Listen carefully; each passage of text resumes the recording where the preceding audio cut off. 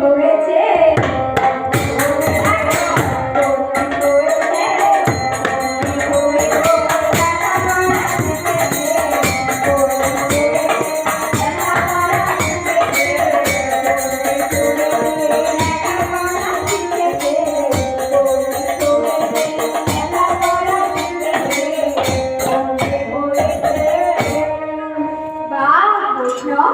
তাহলে আমার কত গর্ব বলো, আমার ভাই মস্ত বড় পণ্ডিত হয়েছে।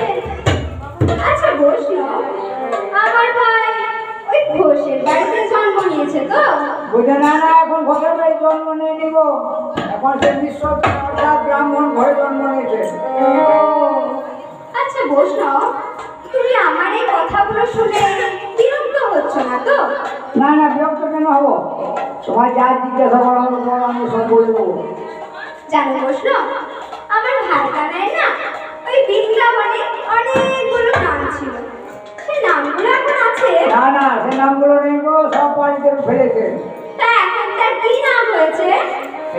এখন তার কি নাম হয়েছে শুনবে ঠাকুর? তবে এখন তার নাম হয়েছে গোড়া। বলি ও ঠাকুর, এই নামটা শুনে অবাক লাগছে বুঝি? হ্যাঁ, এ আবার কিরকম নাম বৈষ্ণব? ঠাকুর, এর আদ্য অক্ষরটা বুঝতে পারলে না? গোবিন্দের আদ্য অক্ষর হচ্ছে গো, আর রাধার আদ্য অক্ষর হচ্ছে রা। এই দুয়ে মিলে হলো গোড়া। আর তাকে সবাই আদর করে নিমাই বলে ডাকা। বলি ও বৈষ্ণব, এই নামটা কেমন তেতো তেতো লাগছে না? ঠাকুর, ওই নিমাইয়ের যখন জন্ম হয় তখন সুতিতা বিহুটি ছিল নিম গাছে গেছে। সচিমাতার একটা করে সন্তান হয় আর মারা যায়।